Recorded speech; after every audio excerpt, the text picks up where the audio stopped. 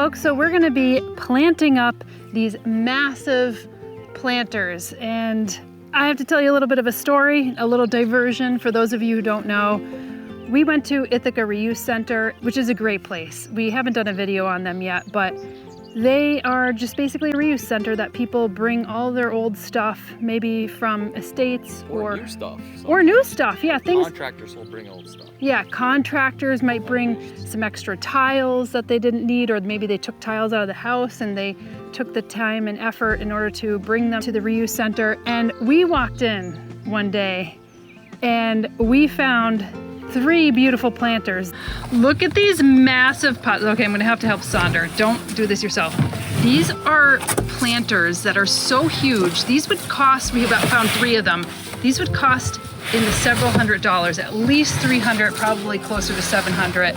And yeah, unbelievable. We got them for $30 a piece. Look at this, $30. $30. Where's the other sticker on this?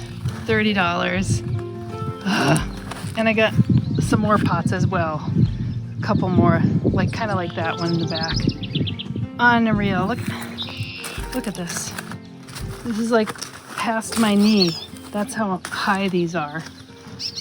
And they weigh like a ton. This one, and you can see how big it is. I've actually filled it up halfway with perlite, which is something that I'll talk about in a moment. And then over here is the second one, and we have a third one too, but I'm not gonna plant that one up today. Again, just really beautiful planters, and we had a short discussion of, you know, where we were gonna put them. We have to hoist it into this part of the bed. Oh, okay. Yeah, you no see problem. that? Okay, I'm gonna have to help you, but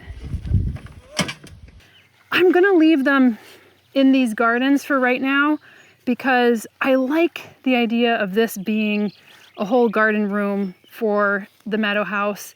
And the terracotta, because we have a lot of terracotta on the patio here, the terracotta kind of brings it out. It mimics the terracotta that's happening in here. And eventually this garden is going to fill out, as is this one. I'm really looking forward to them filling out, because you could see the weeds here are pretty aggressive. So I have to come in here and constantly weed. If these plants were much larger, like let's say this one, and filled the whole bed out, then I would have less weed pressure. But I'm buying plants that are maybe small. Maybe I'm just putting in plugs, and it'll take a while for these perennials to billow out.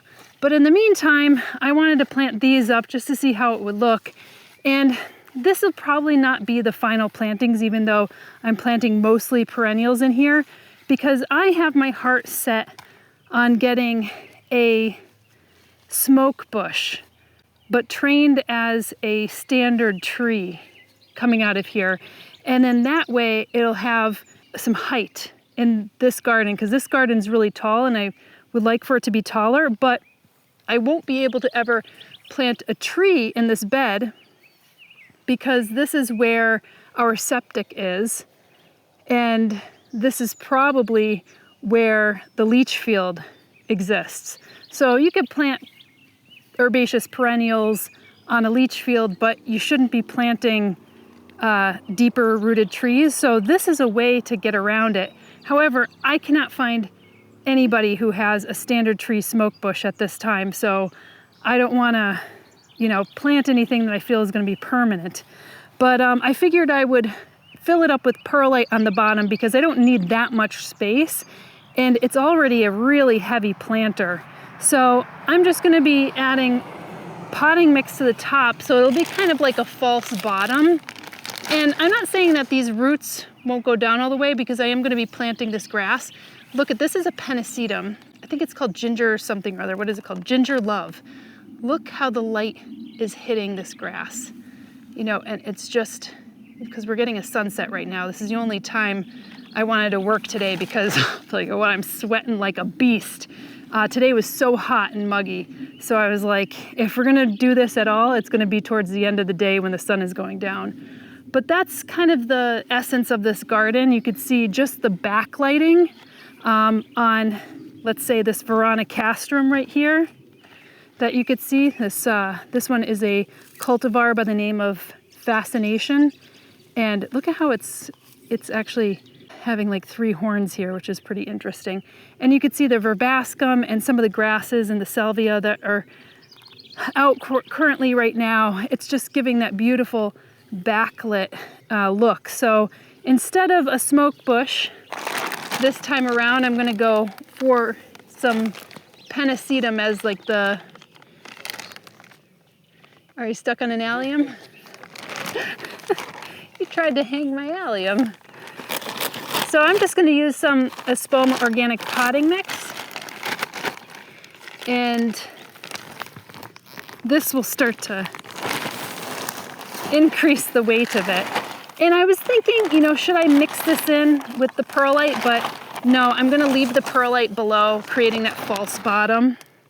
And there's different schools of thoughts about that, like whether you should do that or not. But in this case, I'm not planting a tree that maybe is a bit more deep rooted, or if I had a tap root, then I would probably mix in a bit more. But I don't think much of the roots are going to go down more than 6 to 8 inches.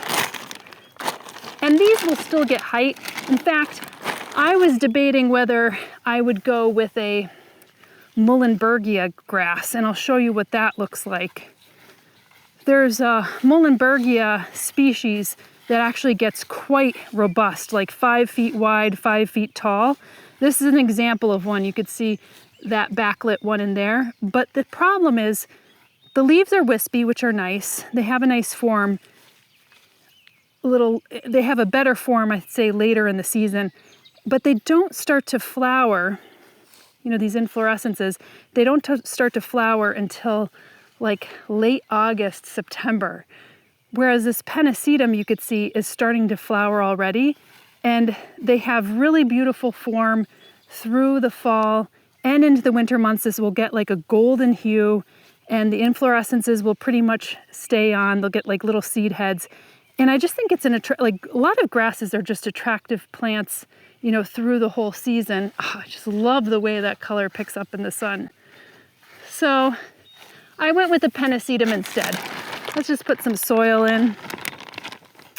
And then I'll show you what else I'll be planting in there, because this is obviously a really generous planter.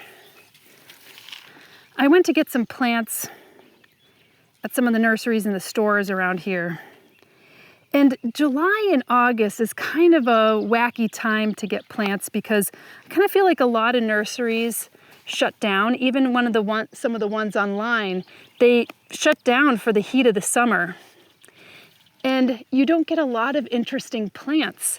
And so when I was looking for certain plants to get for these planters, it was really hard to find them. You know, the smoke bush standard tree is, you know, probably an exception, because that's a bit more of an unusual thing. But it's really hard to even get, you know, a salvia or anything that looks good.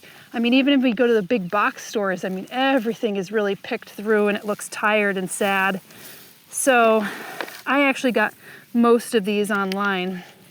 But look at that pennisetum, that looks really nice. So one of the things that I did get, this is related to our, I'm kind of blanking on morning glories. Sorry, I couldn't think. But this has this kind of nice farina on the leaf, and it has this blue leaf, and it kind of hangs over the edge, and it seems to flower. It's an annual, so this is one of the only annuals that I'm planting in here. But I figured that would look nice kind of spilling over the edge. So I got 4 of these, and I did get these at our big box store, because it was the only thing really that was looking good. But I love the color of it. This is the first time I'm planting this, actually. So, and really, I'd like the planter to look good from all angles, but I think more people are going to be viewing the garden from the front. I want the spilling over the edge happening here, like that. And then, this was so hard to get. So I have a number of these actually planted in the garden. This is verbena bonariensis, And this is the long verbena that gets the tall stalk, and it gets these little flowers on top, and it is a pollinator magnet.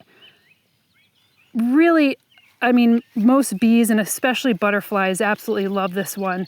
And I could not find it. Well, this is really well rooted. This one is a cultivar is called Meteor Shower.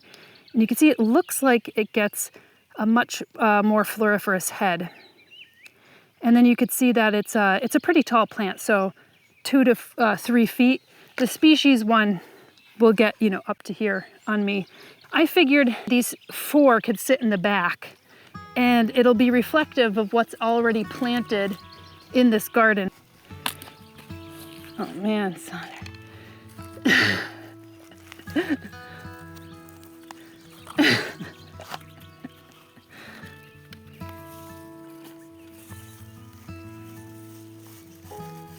Now I really wanted sneezeweed. I've started planting sneezeweed in the pollinator garden up there, and the species variety of sneezeweed, we have 2 of them, are extremely tall. They're like 6 to 7 feet tall. It's too tall, but there's so many different cool cultivars of sneezeweed, and this one is called Moorheim Beauty, and a lot of them are, shades of orange and red. This one is a bit orangey, and I figured this is going to look good with the blue flowers. Those are really true blue flowers, if you could see them on there. They kind of close up towards the evening hours, but in the morning they tend to open like a number of morning glories. And these are pretty small, so I don't think they get more than 18 inches. So I'm going to kind of dot them throughout here. And I think they would look really beautiful with the blues and the purples. And it will also give a different flower shape. So between the verbena and the morning glories and the inflorescence of the grass, and then this one is more of an asteraceae. So again, very, very different flowers for different animals that like to pollinate. Let's just stand back and take a look at that. Oh, no, I broke it. That actually looks really good. So you imagine that pennisetum right now. It's like perfect hour that we're filming this. I'm really glad. That is going to be covered with those little fuzzy bunny inflorescences. And every night, those antennae are going to look with the backlight. It's just going to look so very good. I think I'd probably move the grass a little bit this way.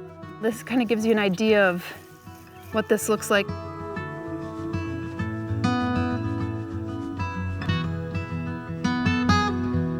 Let's go on to the next one. Now, I was kind of going back and forth with what I wanted to plant in here.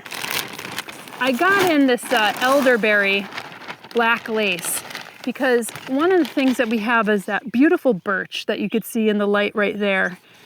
This morning it was looking so beautiful with the eastern light. And we have some dark-leaved physocarpus, and I planted some dark-leaved cercis. So we have these dark-leaf varieties everywhere, including this crepe myrtle, which I'm actually really surprised came up again this year because it is for a zone 6, but it seemed to die back to the roots and it just shot up like crazy this year. So I thought it had died, and look, sometimes you just need to give a plant some time. That calycanthus right there to your left, that other big shrub in the other garden, that has dark leaves, and I even have geraniums with dark leaves. And so I wanted to play on that theme throughout the garden, just kind of pops of this dark color. This is not quite as dark, but it's such a cool plant. This is called Beautyberry Pearl Glam, and part of the reason why I wanted to plant this here and over the, black lace elderberry is because there's that black lace elderberry. I think it would look great. It has these really beautiful pink flowers, but the problem is I can't find a big one, and I don't want to plant a little teeny bitty thing in here already. I'd rather get something that's a little bit larger and has 3-season interest at the very least. This has 3-season interest because you could see it gets these little whitish, kind of tinged with pink flowers. It has beautiful, strong purple stems with this kind of purplish red leaf. And then in the fall months, it gets an incredible, unbelievable, jewel-like amethyst purple berry. It seems so otherworldly. And just that little pop of color, I think, brings a lot of interest to the garden. Now, if I were at a nursery, I would have maybe looked for a plant with a better form than this. And they get bushy, but you know, I don't think this is the best form. But could I have gotten something with a better form if I shopped for it myself? Probably. But again, it's really hard to get plants in July and August. Now, the only other plants that I'm going to plant in here are these Oregonum Kent Beauties, and these are pretty well established. The other ones I had planted around are quite small. And this is basically one of the oreganos that is ornamental. And it smells like oregano, but it's not really the ones that people use from a culinary standpoint. And again, because this is like forward facing towards the road, I think I'd rather face it a bit more this way. Oh, that looks so beautiful too. Look at that backlight.